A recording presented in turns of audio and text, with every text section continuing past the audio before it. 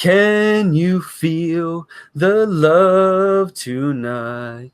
Tonight. It's 1994. This year was filled with so many great film releases, and this isn't one of them. Hey, everybody, and welcome. Now, don't change your channels. You are on the right show. This is from Code to Script, but we're not going audio anymore. We're going video. And with this video, I have a very, very special movie and video game combo, and an even specialer guest. That's not a word, but it will be now. I have Clark Kent himself. I have Mr. Billy Pollihan, and we're about to have some great fun talking about the 1994 film Street Fighter, starring Jean-Claude Van Damme. Billy, what's going on, bud? Oh, you flatter me with the Clark Kent comment, but hey, what's up, guys? So 1994, great year of movies. Yes. Shawshank Redemption, Lion King. There's a lot. Personally, for me, Forrest Gump. But yeah, we're here to talk Street Fighter. But before we even get into this beautiful, beautiful film, Billy, what was the first video game system you've ever owned? First video game system I ever owned. This is going to show my age, but I think it was a PlayStation 2. Okay. Yeah, and then I also had a hand-me-down PlayStation. It was like one of those smaller portable ones. So did you have any like background in a Street Fighter at all? Not initially, no. But over the years, as I got more and more into video games, yeah, I happened upon a arcade. And funny enough, I actually did play Street Fighter 2 in an arcade at the mall yesterday. So yeah, just for this. Really? So you played it just yesterday? Not for the first time, but yeah, I did play Street Fighter 2, the tournament edition. Did you use was it like how much did it cost? Was it 25 cents or 50? It was $20 just to get in the arcade, and then everything was free. So I was for all day, so it was a great deal. I was gonna say the background of this video game, which is credited as popularizing fighting game genres and also re-sparking the renaissance of like the arcade gaming industry. Like people, you had the big cabinet hit of the 80s, and then it kind of died off, and then first Street Fighter came out, I think it was like 87. This one dropped in 91, not Street Fighter 2, which is weird because the film's based off of Street Fighter 2, which you understand because this game sold 10 million units over its span of time, and all different platforms and all stuff. So it's definitely a famous video game, and it kind of takes the air out of you when they make a movie like this. But you do get a lead guy like Jean-Claude Van Damme in the title. Like you get him, and also R.I.P. Raul Julia, best known for Gomez Addams in the Addams Family and Addams Family Value films. But Street Fighter, the movie, compared to the game, is not the same thing. No, it is absolutely not the same thing. Definitely play the game first. It is an amazing game. It's super fast moves. You got all these awesome, iconic, like little tidbits, you know, the Hadouken, the Sonic Boom. Yes. And, you know, all that stuff. And, of course, the character designs. I mean, like Ryu, Ken, M. Bison, Guile. Yes. You know, I could go on and on, but Dhalsim, Blanka, which we'll get into the movies. We'll get into the characters in the movie because they're all there technically, yes. But they do address them by name, and, forcefully by name, to where like it's not like they use he, she, they. It's a name of that character, and that it's like that thing where you're like, you want to remember someone's name, you just say their name a lot when you meet them. So like, hey Billy, what's going on, Billy? It was really nice to meet you, Billy. But they do that with every character's name. Now, like the plot of this movie, real fast, doesn't make any sense. So you have the Allied Nations, which is made up, I believe, of the a whole bunch of different countries, but when you look at everyone's sleeves, it's basically Japan, Britain, and USA. And I think I saw one German or either Belgium flag. I'm pretty bad at that. I don't know. It was not Jean-Claude Van Damme.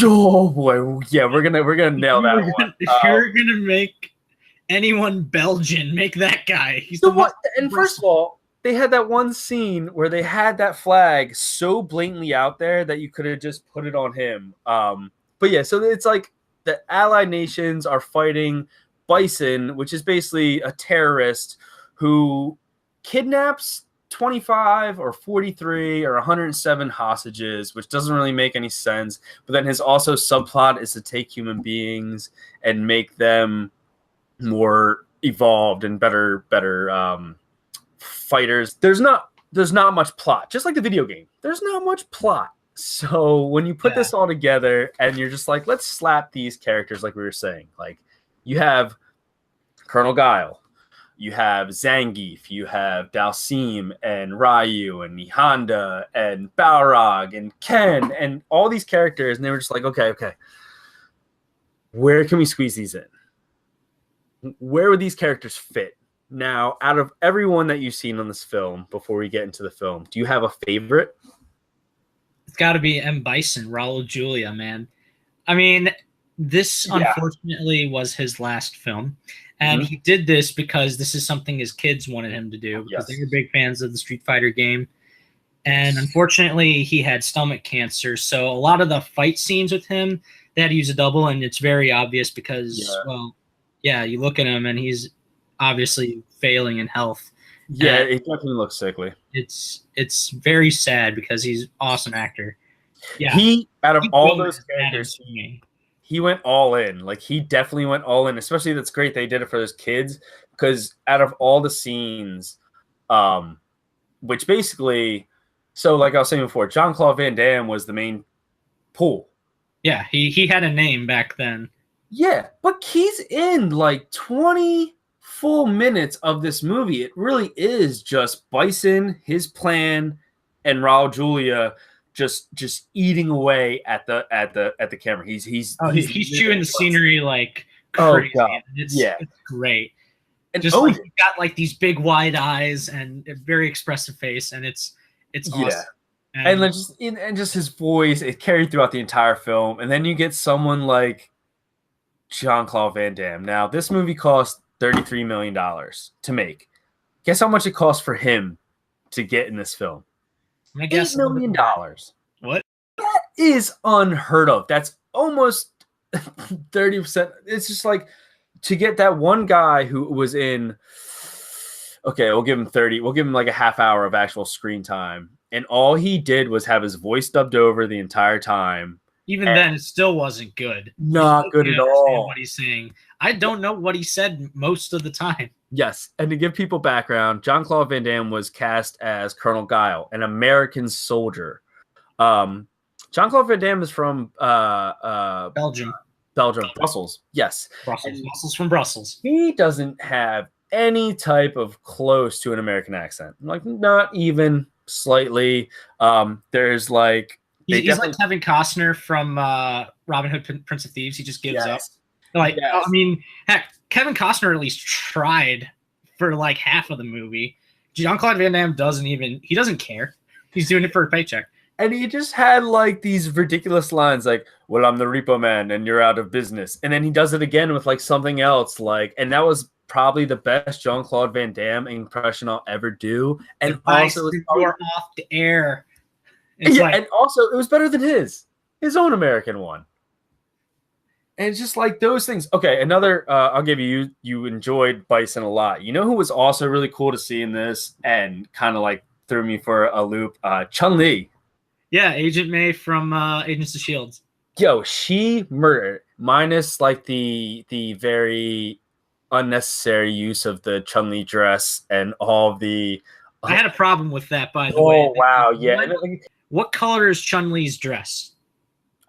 I always thought it was white, which I'm sure I'm wrong. I'm always usually thinking it's the blue one, right? It's the blue, the white. Yes, white. Correct.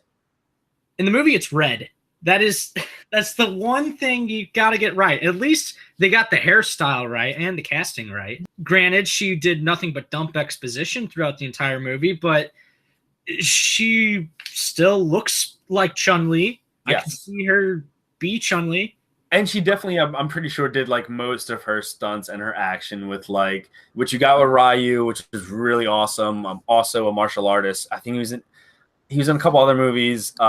They used characters, and like I was saying before, or I didn't say before, but I give this movie credit for actually like trying to cast the characters and cast in the ethnicity of the characters -1, I believe, because I'm not too sure on one of their characters' backgrounds. I didn't look it up, but giving like Ken and Ryu, and then Balrog, and then Ming-na Wen's chun-li, like those characters are cool, and they also made them look like the video game characters, but they were all awful stereotypes. Like really, like you give them credit for casting different ethnicities, especially in 1994, where how many of this cast was white? Ken was white. Yeah. Jean-Claude. Yeah, Jean-Claude. Yeah, there's only I mean, they're basically were outnumbered. Movie, honestly, when you really think of it. Oh, Kylie Montague is Cammy. Yes. Oh God, Kylie Minogue. Oh, moo. Dude, from Biodome into this, she has my heart, and also she is something else. But before like that was me when I was how old was I? 1994, like 6 or 7. I'm not sure age. But Chun-Li took it for me in this one. She killed it. And then like I was saying with like E Honda, they basically took these characters from the video game and tried to give them some type of a story. And I appreciated that, you know. Yeah, I expected them to be different, but guys, they got to be good stories. Like yes. Ken and Ryu are like complete opposites. They are rivals. They're not really friends. No, working together and then they're con men, by the way, and they infiltrate Sagat, who's the Sphinx from Mystery Men. Yeah, I actually appreciated that. Yeah, you made me laugh out. I just spilled everything everywhere. I didn't realize that until you just said that out loud, and then I had the vision of the Sphinx in my face, and that was the greatest thing ever. Yeah, he's bald, and he looks like the character. He's got the eye patch and everything. Yeah, okay. Another thing too. Why is everyone so sweaty in this movie? It's very Everybody sweaty. is so sweaty. It's like dripping. It's nuts. It's very gross. Oh, it's bad. But like they definitely tried like putting E Honda and Balrog as camera guys and tech guys for Chun-Li's reporter, and then you got Ken and Ryu, the con artist, Saga, the crime lord, Vega, the beauty with the Wolverine claws. That was cool. That I was so mad that we didn't get that fight because they built up to it where like they hand Ryu so basically Ryu and Ken get caught.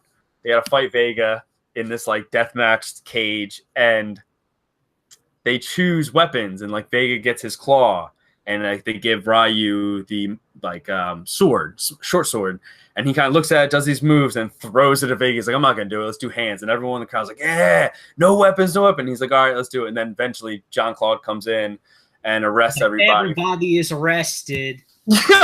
Dude, that was great. Yeah, it's so fun to just. Why? What were you doing? I don't understand what you were doing. But then he gets a plot, and he's like, all right, we'll take these two guys. We'll have this weird plot where I'll get killed by Ken or Ryu, and then we'll get them in with the bad guys. But all the soldiers and like Chun-Li finds out like 5 minutes later, or Chun-Li, Balrog, and Honda find out like 5 minutes later, and all the soldiers know. So it's pointless for like the audience because and you get that weird story. Yeah. Like if you want to trick Bison or something, or trick the world, but you want to find out when Bison finds out or something. Yeah. You don't want us to like. It's like, okay, well, we know he's alive. And why would you do? Did he really sit in that like in that room underneath that cloth for that long, waiting for Chun-Li to come in there and just kind of move it? And he just sits up, be like, huh. Something like basically he probably said something very sexually harassing to her because he did that. Yeah, Chun-Li gets sexually harassed in this movie a lot. That whole thing where he walks around her in a suit and she's like, at the end of the movie, regardless, I'm gonna jump forward just to the end for that one scene where she's like, he's like, do I get that? She's like, do I get that interview finally? Because she's a news reporter, and he's like, only if you wear that dress, in his worst American accent ever. And you're just like, no, because then you hear about things from Jean-Claude. Oh, Bison was even worse. He literally he like want to put her in it. He puts her in the dress, and he has like it's like something out of like Big Trouble in Little China. That's what I thought of. God, yeah. I'm like, it's Lo Pan. Yeah, yes. And then, so, like, yes, they're doing these things with these characters and that you know from the game. So they're basically spitting the names at you and showing you what they are. They give little hints. E Honda's Hawaiian thing. They talk about him as a Samoan wrestler. They talk about Balrog's being like a Golden Glove boxer. Chun-Li at some point puts on a black suit and you realize, oh, she's a ninja. Yeah. And then the one character. So there's one character that's super, super popular with Street Fighter 2. And this kind of goes with all these type of movies. You get a monster in a fighting game. It's awesome. Blanka. He did the awesome electric current thing where you curl down a ball and you could basically almost beat anybody except for Dhalsim because Dhalsim was so good at stretching. We'll get to that too. Dhalsim is like, you know, he kind of reminds me of that one dude from 300, you know, the Persian dude from 300. Yeah. And they just kind of dropped the ball on that one too. They were just like, okay, we got this, which was a touching try at the story, but they didn't do anything with him, which sucks. He was such a powerful fighter, but like Blanka, he's like Dr. Manhattan. It's ridiculous. Like, do something with him. Don't do nothing with him, which they did. But Guile has a best friend, Charlie, which is named after Charlie Nash from the games. Yeah, and it's like, it's weird because when they talk about his name's like Carlos something. He's like, Carlos Blanka, obviously, and he's like Charlie, and I was like, okay. And then he's like, take him to the science thing, and they bring out these Slurpee bags of all different colors, mutagens, and they pump it in them, and you basically get, if you've never seen this, I'm sorry, but you get People Under the Stairs mixed with like the old 70s Hulk live action TV show. He kind of remind me of remember those Geico cavemen? He looks like that mixed with like a very bad wig. Just green. Yeah. He's a green Geico caveman. And they're showing him like pure rage things, basically the clockwork oranging his brain. They're showing him like, and it's weird because they're actually, I looked this up, they're showing, when they show that footage of like a gentleman getting executed, that's a real footage from like World War II or something like that. And they're showing him all this rage footage. Come to find out, Dhalsim is used as the scientist doctor who at first I thought was working with him. Then I realized he was under. No, he's the good one. Yeah, and then he like. And he's also got hair, and he looks nothing like Dhalsim. He just has the name. They use like the Middle Eastern like background of him, if that's the case, but like they definitely just like threw the whole everything else about it behind, and we're just like, you know what? No magic, no stretching, none of that stuff. He's just gonna be a doctor, and he ends up being good and switching Blanka's at 49% to all this like good footage, like marriages and kids blowing petals. I Have a Dream by Martin Luther King Jr. Yes, and you realize he's 49% bad and 51% good. Cool little like thing in a film where you pick up and you're like, oh, that's but also it's in Street Fighter, so it doesn't really help itself. You get Blanka, you get all these characters, but you really don't get anything. You know what? Something else that bothers me. This is Street Fighter. All the fighting in this is really bad. Yeah, it's very fast, and they do none of the moves. There's no Hadoukens, no Sonic Booms, no Flash Kicks, nothing. Ryu did one like double fisted punch. Yeah. They did this like pew noise, and I was like, is that you're not gonna have him yell Hadouken or anything? He's just gonna come on. Ryu is like the one that you think of when you think of Street Fighter. Absolutely. For me, it's Ryu, and then it's Ken, and then it's everybody else. Because they're the two guys on the front. They're the two. Yeah, they're always on the front. They're the rivals, and they took this and like, you know what? Let's make them friends and like do that whole thing with it. Oh yeah. So, by the way, I love the Army, the United. I like that their camo is blue. That'll work if you're underwater. Yeah.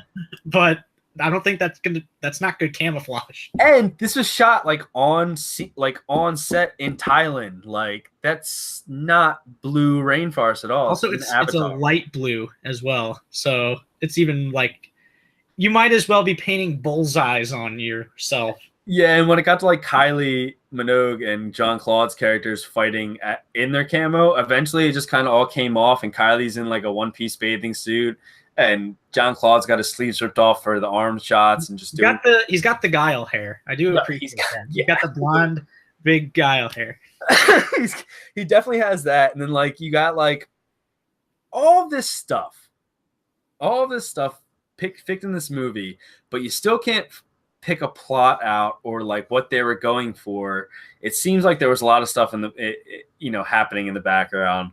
But it was cool seeing these little Easter eggs in the movie, like Bison's weird Dr. Robotnik carrier thing. The controls were of like an arcade cabinet. Yeah, that was great. Oh yeah, there's some great lines in this movie. Yes. There's the famous "Of course," where he turns around epically. And I will say I laughed at one joke in this movie. I wonder if it's the same one. I don't know if it is, but I thought this was funny. So like Ken and Ryu have to keep their cover, being close to Bison and everything. Yeah. Okay, they're in there. Chun-Li, Balrog, and Honda are in there. It's a pre-recorded message of like Chun-Li that's like, oh, hey, by the way, there's this truck full of dynamite that's going to be coming towards you. And then Zangief just looks at it and is like, quick, change the channel. Quick, change the channel. Yes, that was the same exact joke. Yo, Zangief, comedic relief. And then he's like, at the very end, this is my also one that made me fucking crack up. He's talking to that one, he's actually like a famous comedian. He did more movies later, but he played the Jamaican, like, second hand to Bison, who just did all the computer work. And he's like, Zangief's like, wait, Bison was bad guy? And he's like, yeah, he was a bad guy. And he's like, then why'd you do it? He's like, because he paid me a lot of money. He's like, and then just goes to his face and he's just like deadpan. He's like, you got paid? And like that, he was, from your line that you said that I absolutely cracked up at, and that was like the two lines where I was like, okay, I'm with it. And like that guy, it's weird because he plays in all these like sports movies because he's a huge dude. Yeah. But he's in like The Program, and he plays this roided up defensive lineman that like paints his face as a skull and like super charismatic and super crazy. And when I saw him as Zangief, I'm like, picking him out, I was like, this guy's gonna steal some scenes, and I'm just waiting for it. And like those two, quick, change the channel. Oh god, so good. That was so good. Yeah. There's definitely comedic parts of this, and there's like they do this weird thing too, like E Honda, like we were saying their names. When he fights Zangief, which was the funniest fight ever because they're just hugging each other and throwing each other. Giant dudes. Yeah, and they're just like, and then they're like, sorry, bro, can't play anymore, and just like walks away. But they yell out their names before they fought. Like E Honda was like, E Honda! I get that. It's like the game. Yeah, I was like, that's good. Like those little things that like other movies get. Like the same movie that came out in '94. God, goodness great. Double Dragon. Double Dragon. Oh, God. We don't want to get into Double Dragon. That movie's even worse. And it also pulled in Raul Julia did this after Addams Family, and that pulled in Robert Patrick after being T-1000 in T2. Yeah. It's weird how they get star power. And by the way, Double Dragon was out for quite a bit of time. Yes. Before the movie came out. It was like I think it was like 10 years or something. That was like one of the, yeah, it was like one of the first guys. You can find like Double Dragons for like $5 in a vending machine.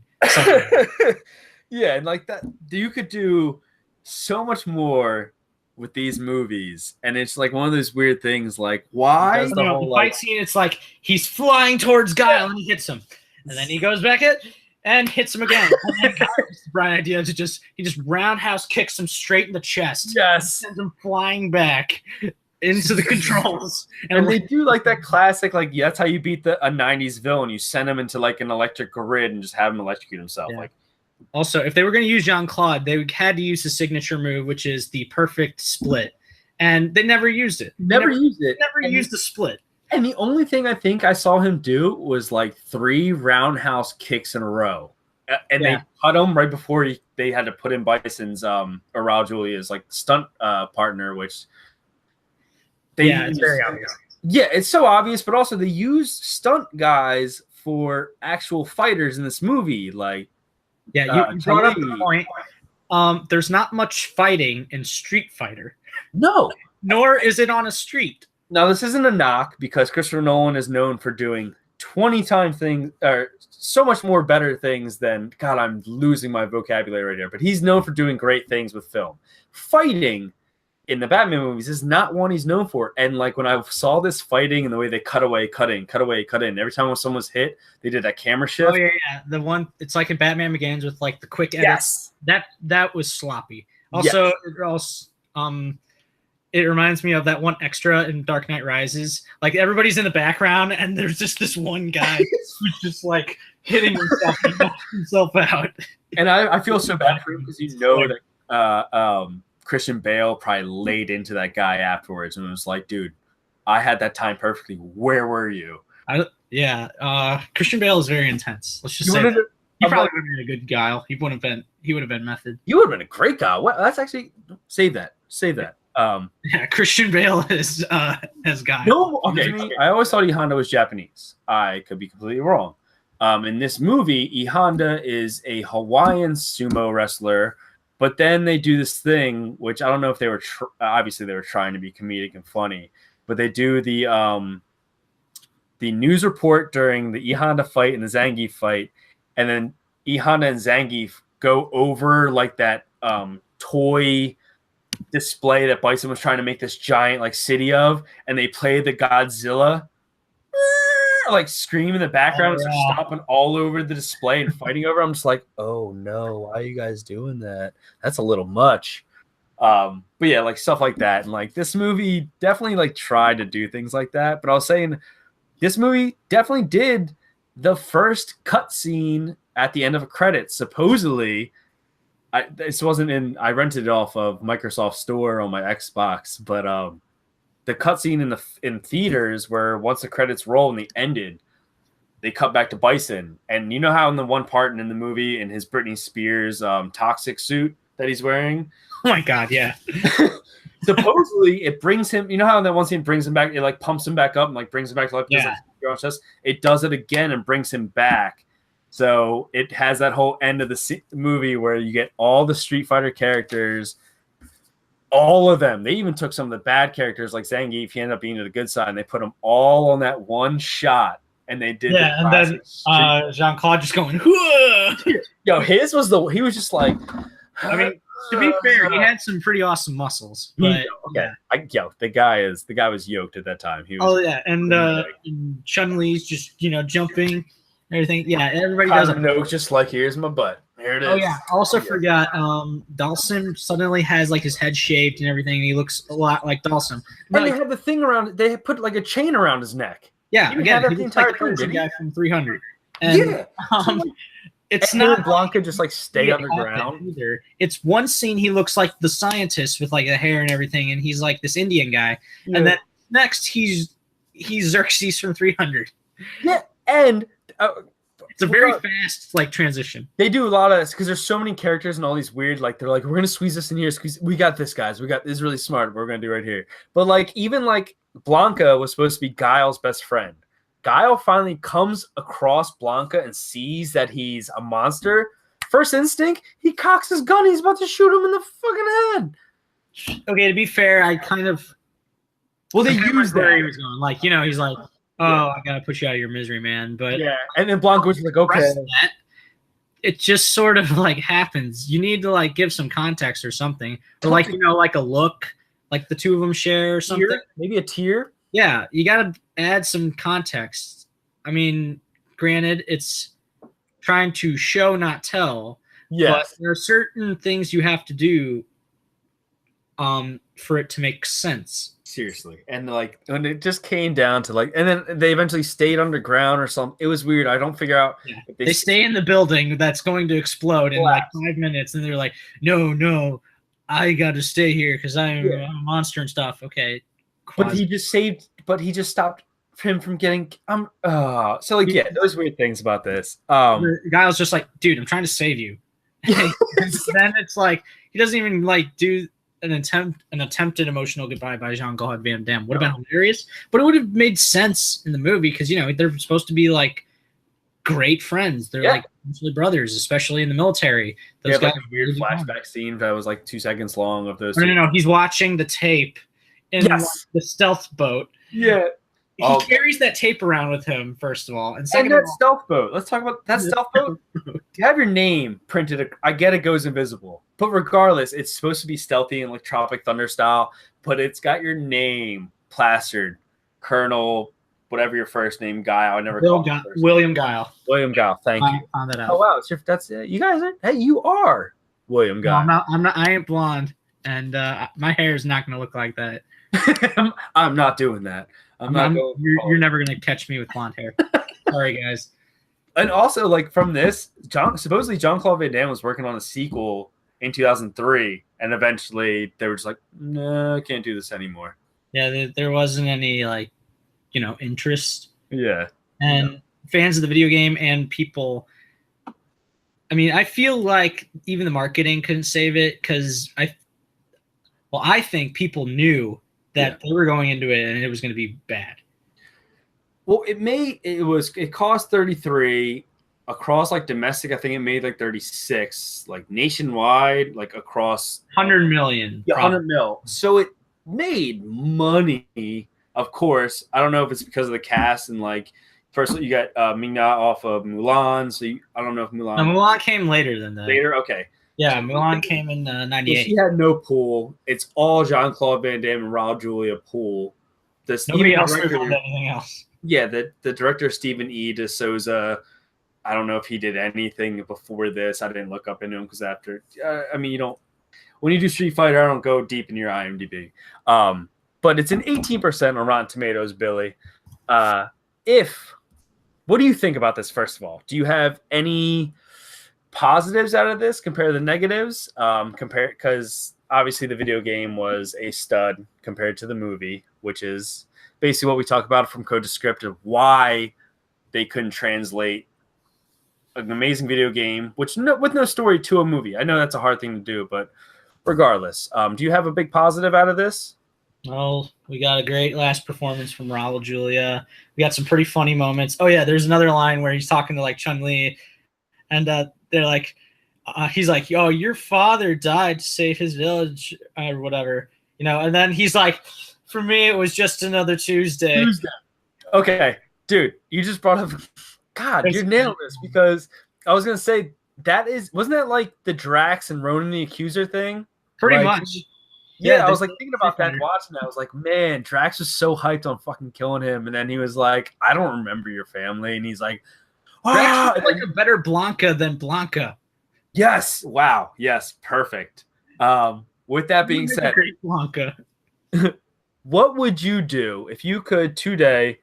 I gave you $50 million or more plus, and gave you the reins to pick a director, a lead actor. You pick any of the characters to do, pick actors for that. How would you make this actually work and better, or just make it better for you? I'm just going to go with my fantasy. The director would be RZA, because RZA is a huge fan of martial arts. Yes. And he knows how to make a good fight scene. Perfect. He made the one good episode of Iron Fist, and that was mostly because of Louis Tan, but, use that. There was at least decent fighting. And that, yes. I know for M. Bison, the only one I can really think of is like with a big name is Oscar Isaac. Yeah. I think you could totally see him as M. Bison, just like you could see him as Gomez Adams. Yes, which he's going to be voicing Gomez, and that would be my fan pick, no matter what, for Gomez Adams, because Oscar Isaac, live action, and they're doing an animated film. He's going to be Gomez, and that's perfect. So good. It's perfect. Chun-Li, I'm gonna say like an unknown. Yeah. There's Ming-na is a little bit older now. Chun-Li is, I don't know how young she is, but yeah, that's tough. Yeah. Charlie Hunnam would be my pick for Guile. Ooh. Okay. Yeah. I'm thinking of he could probably bulk up some more. When you said that, I was like, are you going to say Ken? Because I was like, okay, yeah. He could be a good Ken, too. Pretty good because he has a Pacific Rim, like, military thing. And also, I mentioned Louis Tan before. Louis Tan would be a great Ryu. Yes.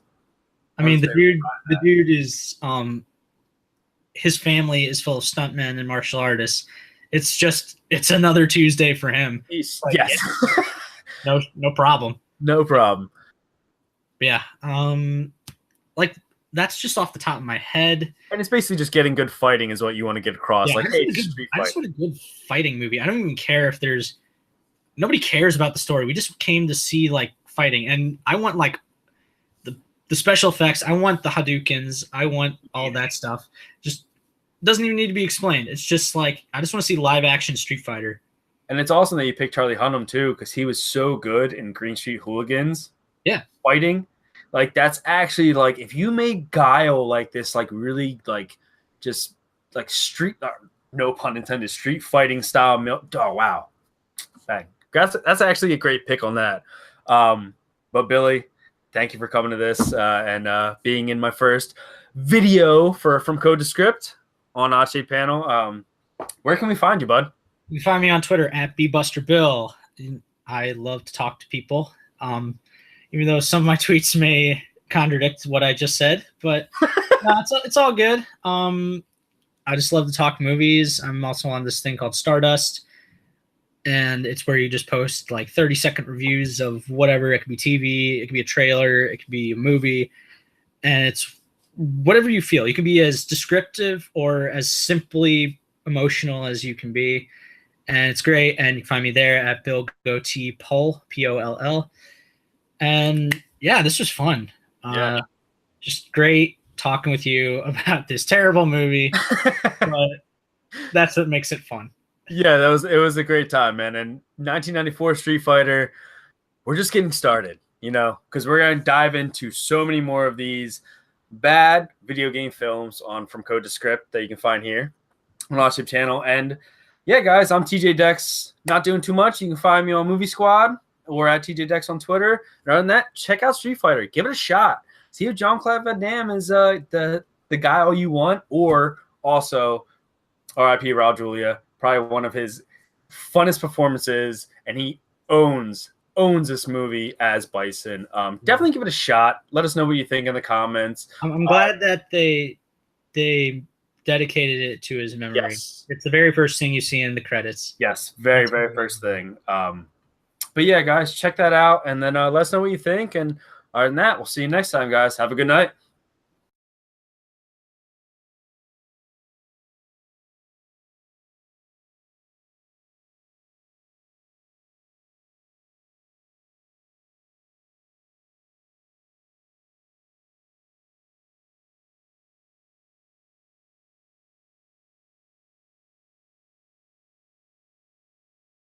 Of course!